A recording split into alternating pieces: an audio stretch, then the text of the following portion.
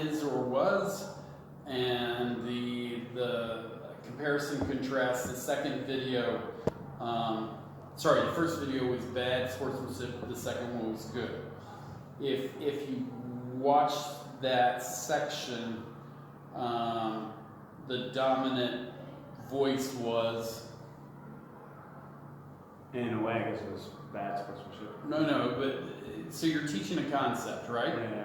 And a belief and a value. So those are hard to do. Okay. So when you watch the video, who was the dominant speaker? The little birds, maybe? No. So as you talked about the videos, and you watch it a second time, is how much you speak, and then how you try to guide them into a specific answer. Okay. And so that's understandable. Now, this is the tension you will always have with teaching, whether you're going to do quantity or quality. So to have a quality kind of like conversation, you have to look at open-ended responses, which is going to show you the first video. How does this video connect into PE? Mm-hmm. Okay, is there any kind of concepts that we want to happen? So you are just the conversation starter, and then you try to pull out where things are. That will take more time, and especially in a 40-minute PE lesson, you got to decide how much you could spend for those kind of questions. Mm-hmm. Whether at that point you just do the bad sportsmanship video and talk about it for a little bit, and then save the good video for another lesson. So they were really engaged in the first one, and so you had a great hook because that first clip is outstanding in so many ways. But then it's like, okay, what is this compared to PE? And are we talking about sportsmanship? Do you guys tease each other? So you talked about everything that you took from the video. Mm-hmm. And so there's that quantity versus quality aspect, because it's like I got like several things to do, which is understandable, and you do. So how do you get that kind of conversation going with more questions like, why did I have you guys watch this? Is there anything connected to what we're doing? Mm-hmm. Is this group especially bad with sportsmanship? Yeah. Of your fifth grade groups? Mm-hmm. Okay. Which is perfect, because having them own the problem versus you lecture them about the problem, the lecture's just not going to work. Yeah. And so if they have goals or come up with 2 or 3 or 4 things for sportsmanship, and that you review them frequently, they need to do 80% of the work, you 20%. So at this point, you've got to flip the script, because you're the one so far in the conversation working 80%. I see. And while they had some group responses, you do want some conversations occurring. Then in connection to the activity is super great, because you got differentiations, you're organized. Is the A, B, C, D, E like different sitting? Sitting, yeah. But I'm assuming, because I can't see it, that based on your directions, there's like they have to toss a beanbag, mm-hmm. and then station 1, 2, 3, 4, or 5, or whatever. The fifth station's much harder, right? Yeah. Smaller circle, farther away. Exactly. Okay. So, in connection to that, some possibilities of ownership. What would you do to increase their ownership of that task? Do you think they completed the task as well as you wanted it? In the time, it seems they grasped the lesson, but then when it comes to the emotions of the game, a lot of lessons are forgotten. Okay.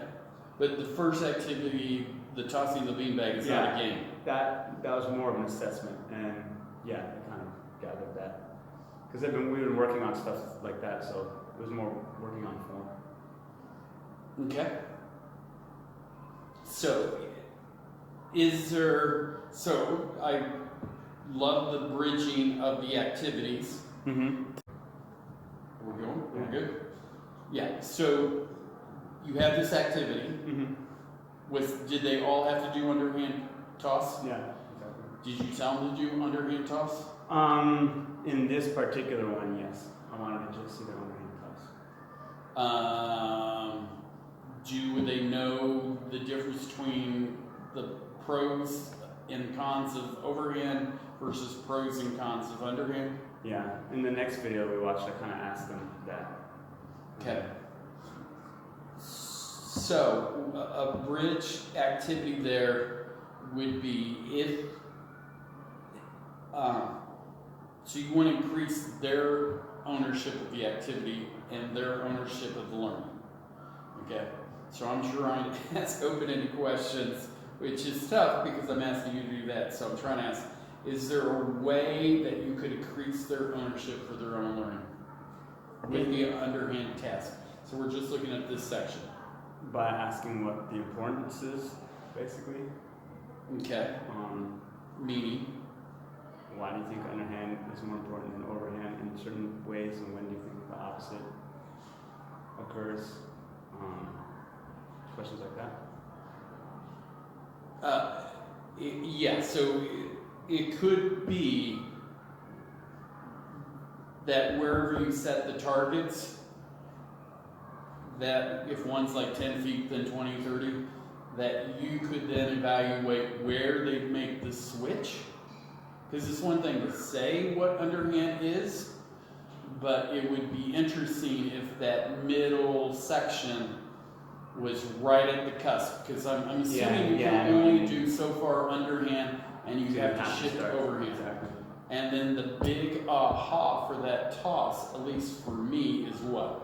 What determines the overhand, underhand, or especially hitting, was it just hula hoops? In this one, it's just a hoops, yeah. So usually distance versus power. Distance and power, but also the key thing, either if it's overhand or overhand, would be possibly the arc of the throw, right? Yeah. So you can't zip a football or a beanbag and expect it to land in the target. So either hand, you're also looking to see if they're figuring that out. Exactly, because I don't allow bounce before or bounce after. In this situation, I'm like, it has to land. And so it has to land softly. Exactly, it has to land softly, and like you said, with arch, so the higher it goes, the more. And you're right, as in some catch on and some don't. And once again, I don't have an easy, decisive answer. Always the issue you're going to face in these things is quality versus quantity. Because if they are, which is inquiry-based learning, which is great, fantastic, except it consumes a lot of time, it's having them talk about that as a team. So a follow-up or a bridge activity to the game would be, you guys are going to practice for 5 or 10 minutes by yourself. I want you to go to all the different and try your best, and then they're talking ding, ding, ding. Possibly if you have a unit on throwing, it can be an easy study guide. It could just simply be 6 pages stapled together in a box, right? And so on whatever the notes you have would be a second thing that's important is setting goals. So if I'm going to do the tosses, I predict the first time I do this, I might, if the easy one's worth 1 point, 2 points, 3 points, 4 points, I got whatever you give me, 8 throws, 10 throws, I'm going to try to achieve 10 points. Yeah, maximum. And then over 3 weeks or whatever, do they make adjustments or whatever?